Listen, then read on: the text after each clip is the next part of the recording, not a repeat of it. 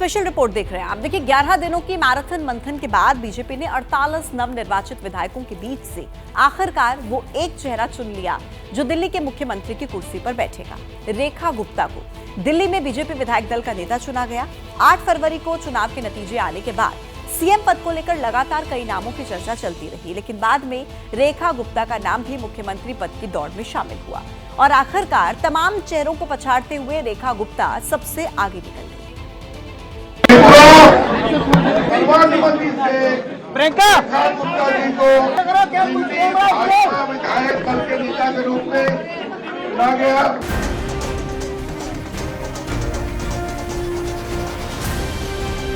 ABP news की खबर पर मुहर लगी है। बीजेपी ने रेखा गुप्ता को दिल्ली का सीएम बनाया है। ये खबर आ गई, रेखा गुप्ता होंगी दिल्ली की मुख्यमंत्री। बीजेपी विधायक दल की जब बैठक चल रही थी तब रेखा गुप्ता विधायकों की तीसरी लाइन में पीछे बैठी नजर आई। एबीपी न्यूज को मीटिंग के अंदर से पल पल की जानकारी मिल रही थी। हमने सबसे पहले देश को बताया कि रेखा गुप्ता दिल्ली की सीएम होंगी। भारत माता की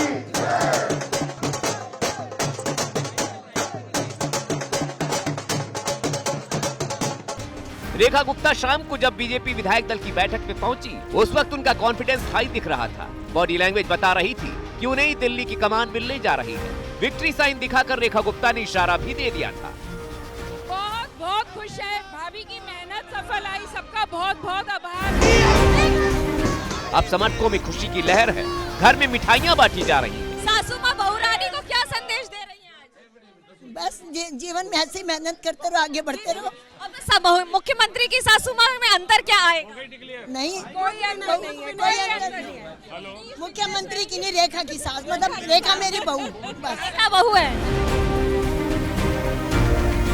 रेखा ने अखिल भारतीय विद्यार्थी परिषद से करियर की शुरुआत की थी। संगठन से जुड़ी रही हैं, नगर निगम से होते हुए विधानसभा पहुंची हैं। बहुत खुश है। संयोग देखिए, 22 फरवरी 2023 में मेयर का चुनाव रेखा हार गई थी। 2 साल होने को हैं और अब वो उससे पावरफुल सीएम की कुर्सी पर बैठने जा रही है। प्रियंका गुप्ता जी को विधायक दल के नेता के रूप में देखिए आखिरकार रेखा गुप्ता को ही बीजेपी ने सीएम क्यों चुना? रेखा गुप्ता पर ही बीजेपी ने दाव क्यों लगाया? क्यों बीजेपी ने महिला सीएम चुना है? आखिरकार पीएम मोदी ने कब दे दिया था? इसके पीछे का समीकरण ये काफी दिलचस्प है, देखिए।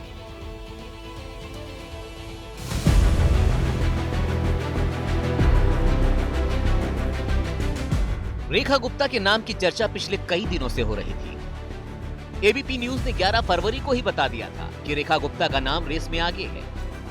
शालीमार बाग से रेखा गुप्ता, ग्रेटर कैलाश से शिखा राय, नजफगढ़ से नीलम पहलवान, वजीरपुर से पूनम शर्मा। ये वो 4 महिला चेहरे हैं जो इस बार बीजेपी के टिकट पर जीतकर दिल्ली में विधायक बनी हैं। इनमें रेखा गुप्ता का दावा सबसे मजबूत माना जा रहा है। बीजेपी ने सीएम का नाम फाइनल करने के लिए अपने स्तर पर जो पैमाना तय किया था, उस पैमाने पर रेखा गुप्ता सबसे फिट बैठी। एक तो महिला, दूसरा वैश्य बिरादरी का होना और तीसरा बीजेपी के प्रति वफादार होना। ये तीनों फैक्टर रेखा गुप्ता के फेवर में गए। बीजेपी ने 11 दिन तक मंथन किया और मुहर लगाई। विधायकों ने भी रेखा के नाम के फैसले को सहर्ष स्वीकार किया। बताया जा रहा कि आरएसएस ने बीजेपी को महिला सीएम का प्रस्ताव दिया था। देश में अभी किसी प्रदेश में बीजेपी की कोई महिला सीएम नहीं है। ऐसे में बीजेपी ने रेखा गुप्ता को सीएम बनाने का फैसला लेकर मास्टर स्ट्रोक चला है। दिल्ली में 43% महिलाओं ने बीजेपी को तो 49% ने आपको वोट किया है। आपको 11% महिलाओं के वोट का नुकसान हुआ, जबकि बीजेपी को 8% का फायदा। दिल्ली ही नहीं, इससे पहले महाराष्ट्र, हरियाणा, मध्य प्रदेश, राजस्थान, इन जैसे राज्यों में भी महिलाओं ने झोली भर भर कर बीजेपी को वोट किया। इन राज्यों की जीत में भी महिलाओं का योगदान माना गया है। हाल के चुनावों के पैटर्न को देखें तो महिला वोटरों को जीत की गारंटी माना जाता है। प्रधानमंत्री नरेंद्र मोदी ने दिल्ली में जीत के बाद भी महिला वोटर्स का आभार जताकर महिला सीएम के संकेत दिए थे।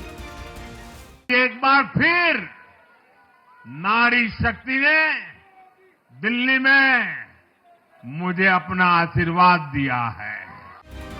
बीजेपी ने दिल्ली में महिला सीएम बनाकर राष्ट्रव्यापी संदेश देने की कोशिश की है। बीजेपी में दिया कुमारी राजस्थान और प्रवति परिदा ओडिशा में डिप्टी सीएम है। लाडली बहरा जैसी महिला स्कीम के जरिए बीजेपी ने न सिर्फ महिला वोटरों को साधने की कोशिश की है, बल्कि वो देश में एक नया बेस वोट तैयार कर रही है। देखिए, एबीपी न्यूज ने सबसे पहले रेखा गुप्ता के सीएम बनने की खबर आपको दी थी। दिल्ली में जब सीएम के नामों पर सस्पेंस बना हुआ था, दिन भर अलग अलग नामों पर चर्चा चल रही थी, तब एबीपी न्यूज ने रेखा गुप्ता से बात की। तब क्या कहा था मैडम सीएम ने, इस रिपोर्ट में आप देखिए। ग्रैंड समारोह में क्या पहन के जा रही हैं? साड़ी। नाम के ऐलान से पहले ही रेखा गुप्ता ने शपथ को लेकर पत्ते खोल दिए थे। एबीपी न्यूज की रिपोर्टर मनोज्ञा लोईवाल को बता दिया था कि गुरुवार को क्या पहनकर शपथ समारोह में जाने वाली हैं। समारोह में क्या पहन के जा रही हैं? साड़ी। रंग तय नहीं किया। मैं नहीं मानती महिलाएं तय ना करें कि आप क्या पहन के जा रही हैं, सोच के रख दी, अंदर तो चल रहा होता कुछ। अब नेता महिला हो तो उसको बेचारी को समय नहीं मिला, पर जरूर अच्छा सा इतना बड़ा उत्सव है। रेखा गुप्ता शालीमार बाग से जीतकर पहली बार विधायक बनी हैं। पार्टी के वफादार सिपाही की तरह सीएम को लेकर पूछे गए सवाल का उन्होंने दिन में जवाब नहीं दिया था, लेकिन मोदी की महिला नीति की जमकर तारीफ की थी। आज आ रहा है दिल्ली में महिलाओं ने जो जीत दिलाई है, उसका चेहरा रेखा गुप्ता जी बनाई जाएंगी। पूरे देश में जो जीत का सिलसिला भारतीय जनता पार्टी का चल रहा है, उसमें बहनों की बहुत बड़ी भूमिका है, क्योंकि आदरणीय प्रधानमंत्री नरेंद्र मोदी जी जिस प्रकार से हमारे देश की महिलाओं की, बहनों की, बेटियों की चिंता करते हैं, आज तक इतिहास में ऐसा नेतृत्व नहीं मिला जिन्होंने इतनी चिंता की हो। 26 साल बाद दिल्ली में बीजेपी को सत्ता मिली है। सुषमा स्वराज बीजेपी की आखिरी सीएम थी। अब उनकी विरासत को रेखा गुप्ता आगे बढ़ाने वाली हैं। पलक को जिद है जहाँ पे बिजली गिराने की, हमें भी जिद है वहीं पे आशियाँ बनाने की। तो दिल्ली का आशिया बेहतर होगा, सुंदर होगा, लोगों के रहने लायक दिल्ली बनेगी, यही संकल्प है। दिल्ली की सत्ता में शीर्ष पर पहुंचाने के लिए बीजेपी ने रेखा में महिला होने के साथ ही वैश्य बिरादरी वाला गुण देखा। दिल्ली में वैश्य वोटरों की संख्या ज्यादा है। केजरीवाल की सियासत को काउंटर करने के लिए बीजेपी ने नया वैश्य नेतृत्व खड़ा किया है। CSDS का सर्वे कहता है कि दिल्ली में इस बार 66% वैश्य ने बीजेपी को और 25% ने आप को वोट किया है। विधायक बनने से पहले रेखा गुप्ता पार्षद थी। बीजेपी ने नगर निगम के चुनाव में मेयर का उम्मीदवार भी बनाया था। रेखा 2 बार पहले हार चुकी हैं, लेकिन बतौर पार्षद उन्होंने इलाके में जबरदस्त काम किया है, जिसका नतीजा इस बार उन्हें जीत के तोहफे पर मिला है। रेखा गुप्ता ने अखिल भारतीय विद्यार्थी परिषद से सियासी करियर की शुरुआत की थी। दिल्ली यूनिवर्सिटी छात्र संघ में सचिव और अध्यक्ष का चुनाव जीत चुकी हैं।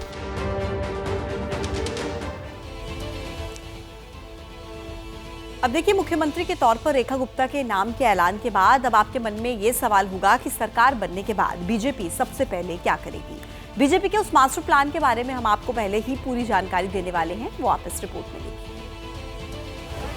दिल्ली के मुख्यमंत्री और मंत्रियों की शपथ के बाद देश के दिल में बीजेपी के सामने अपने वादों को पूरा करने की चुनौती होगी। नई सरकार के शपथ लेते ही जिन कामों पर दिल्ली की नई नवेली बीजेपी सरकार के सीएम अपनी पहली कैबिनेट मीटिंग में मुहर लगाएंगे, उसका ब्लूप्रिंट एबीपी न्यूज के पास है। उनमें यमुना की फुल प्रूफ सफाई, महिलाओं के खाते में हर महीने 2500 रुपए, गैर आधिकारिक कर्मचारियों की नियुक्ति को लेकर जांच के आदेश, गर्मी में पानी की किल्लत से निपटने का प्लान, आयुष्मान भारत योजना को लागू करना और मोहल्ला क्लिनिक के कायाकल्प को लेकर बड़े फैसलों पर दस्तखत।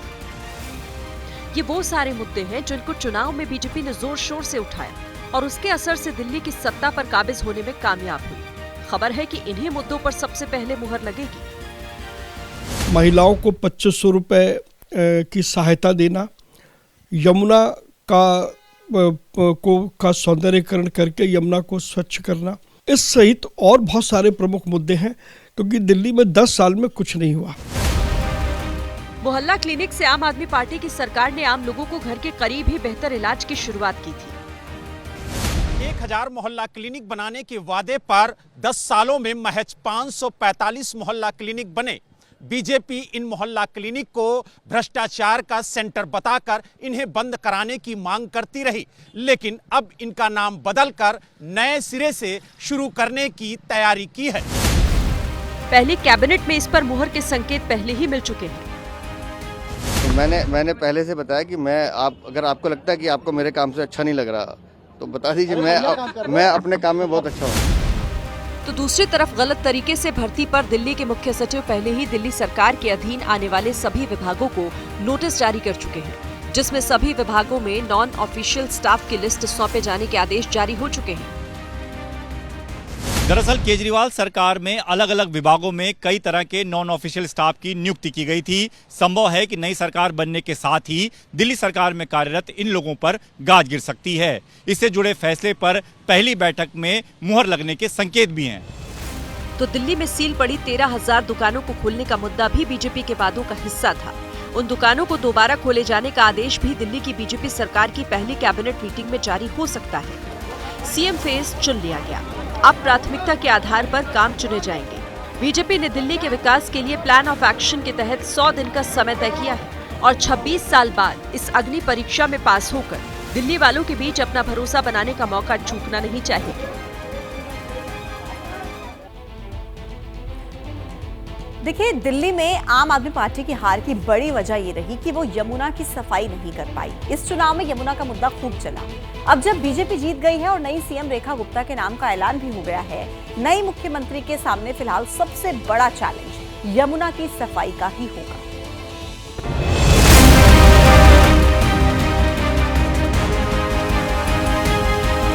दिल्ली में सत्ता परिवर्तन का सबसे पहला असर यमुना किनारे दिखा, जब मैली और काली यमुना में trash schemer, water weed harvester और ड्रेज यूटिलिट क्राफ्ट दौड़ते नजर आए।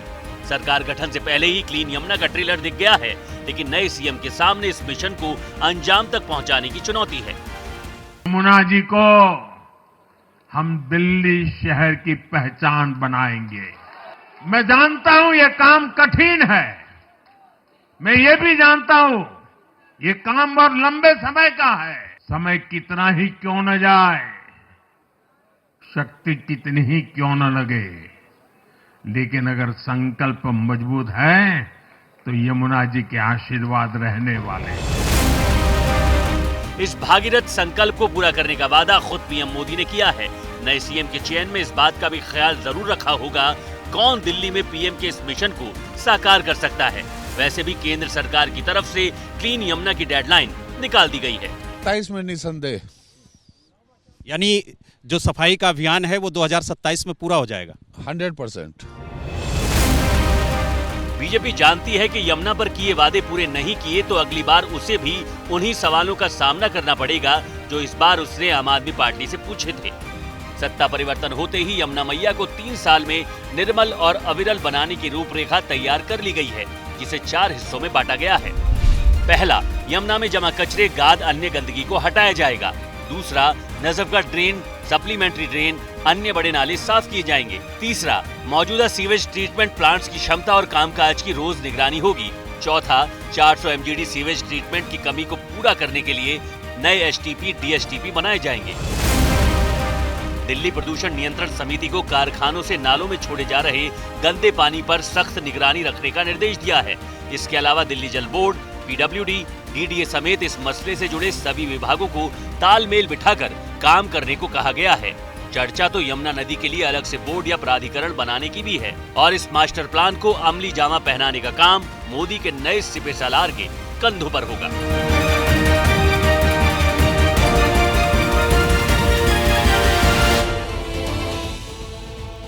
दुनिया बदल रही है और ये भारत के लिए ला रही है इन्फिनिट अवसर, जिसे हम कहते हैं मिनट इन्फिनिट। आइए आइडियाज ऑफ इंडिया के मंच पर समझें इसी मिनट इन्फिनिट को 21 और 22 फरवरी abplive.com पर।